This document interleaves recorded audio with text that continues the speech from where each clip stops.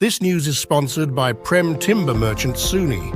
नमस्कार सर, मेरा नाम सूबेदार विजय सिंह ETF से हूँ और हमारी अल्फ़ा कंपनी यहाँ तत्तापानी के साथ लगते थली गांव में है। आज तकरीबन 12 बजे से 10 मिनट पहले हमारे कैंप के साथ एक धुएं का बड़ा गुबार दिखा। जैसे हम बाहर बैठे हुए थे और साथ में ही स्थानीय लोगों का भी फ़ोन आने शुरू हो गए। इस जंगल में ये तकरीबन 47 हेक्टर नीचे का है और 46 हेक्टर उसके ऊपर के दो पार्ट हैं। इसमें घांगर नाम से एरिया है ये। आज से इसको 2014 और 2015-16 में ETF के द्वारा प्लांटेशन किया गया था और जब ये इसको हम वापस किया है तो ये 1% के करीब इसमें परसेंटेज है, सर्वाइवल रेट है। आज जो स्थानीय लोगों से मेरे को तो यहाँ 5 साल हो गए तो हमने नहीं देखी इसमें कभी आग, और यहाँ से स्थानीय लोगों से का कहना है कि 45 साल से हमने भी यहाँ आग कभी नहीं देखी।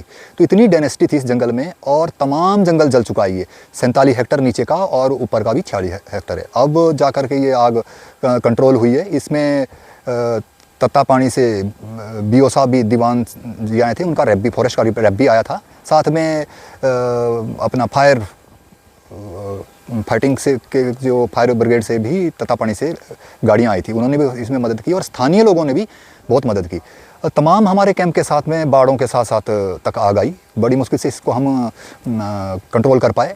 सारे जवान तकरीबन अभी हम यहाँ 30 के करीब जवान हैं और हमारे साथ यहाँ कंपनी कमांडर साहब लेफ्टिनेंट कर्नल लोकेश धीमान साहब भी साथ में हैं। तो साहब के दिशा निर्देशों के अनुसार हमने सारा लोगों को डिप्लॉय किया और साथ में रास्तों के साथ में इस आग को कट कर दिया, क्योंकि आग ही बहुत बड़ी थी।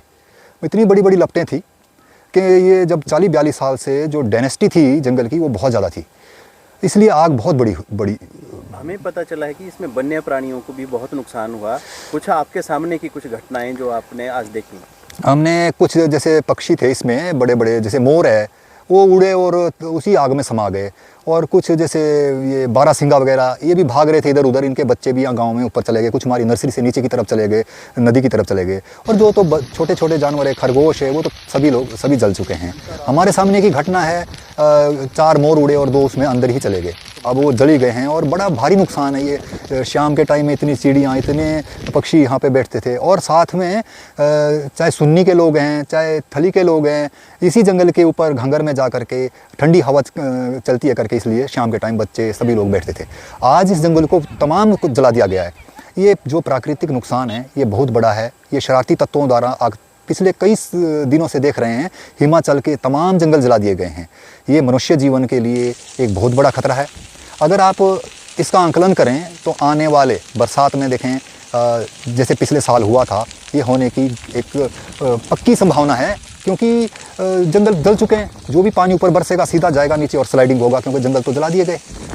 और ये एक गंभीर समस्या है। लोगों को जंगलों का संरक्षण करना चाहिए और ये बहुत ही निंदनीय कार्य है। ऐसा पता लगाया जा रहा है कि ये जो यहाँ पे शरारती तत्व है, कुछ लोग रेत के लिए जाते हैं या शिकारी कोई गया है या कोई चरवाहा था, ऐसा कोई स्पेसिफिक खबर नहीं लगी, पर सुनने में आ रहा है कि ये इन लोगों में से ही कोई हो सकता है। जी, आपके कैंप को लगभग कितना का नुकसान हुआ है?